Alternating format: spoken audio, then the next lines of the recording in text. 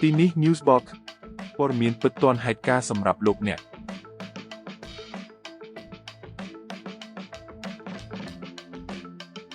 អ៊ុយក្រែនដកថយពីភូមិមួយផ្សេងទៀតនៅសាប៉ូរីសៀក្រោមសម្ពាធនៃការវាយលុករបស់រុស្ស៊ី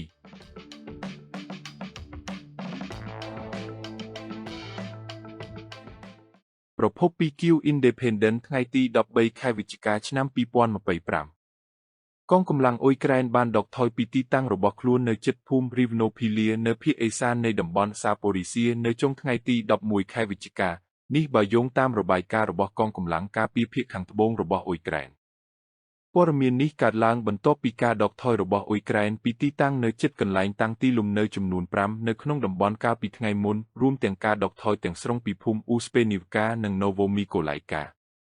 កងទ័ពអ៊ុយក្រែនបានដកថយពីភូមិ Rivnopilia ទៅកាន់ទីតាំងការពាររឹងមាំជាងដើម្បីការពារអាយុជីវិតរបស់បុគ្គលិករបស់ពួកគេនេះបើយោងតាមកងកម្លាំងការពារភាគខាងត្បូង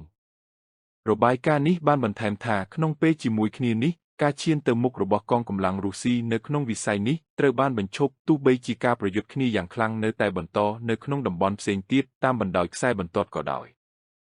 នៅក្នុងវិស័យ Oleksandrivka និង Huliapol កងទ័ពរុស្ស៊ីបន្តការវាយប្រហារទ្រង់ទ្រីធំនិងបានបង្កើនប្រតិបត្តិការវាយប្រហារនៅជិតតំបន់តាំងទីលំនៅព្រៃវាល Zelone ហើយនិងភូមិជាច្រើនទៀត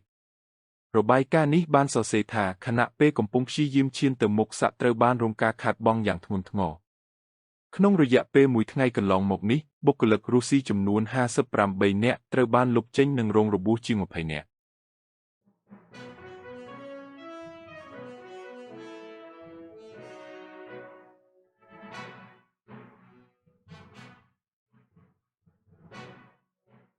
មេបញ្ជាការ Oleksandr Sysky បាននិយាយនៅថ្ងៃទី11ខែវិច្ឆិកាថាកងកម្លាំងរុស្ស៊ីបានដណ្ដើមយកតំបន់តាំងទីលំនៅចំនួន3នៅក្នុងតំបន់សាប៉ូរីស៊ីទោះបីជាលោកមិនបានបញ្ជាក់ឈ្មោះរបស់ពួកវាក៏ដោយ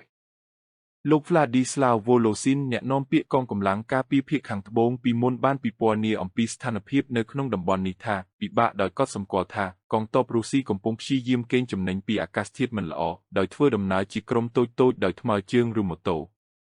មជ្ឈមណ្ឌលតំបន់សាប៉ូរីសៀនៅតែស្ថិតនៅក្រោមការគ្រប់គ្រងរបស់អ៊ុយក្រែនប៉ុន្តែចាប់តាំងពីការចាប់ផ្ដើមនៃការឈ្លានពានទ្រង់ទ្រីធំមករុស្ស៊ីបានកាន់កាប់ប្រហែល 70% នៃតំបន់នេះដែលជាចម្បងនៅភាគខាងកើតនិងខាងត្បូង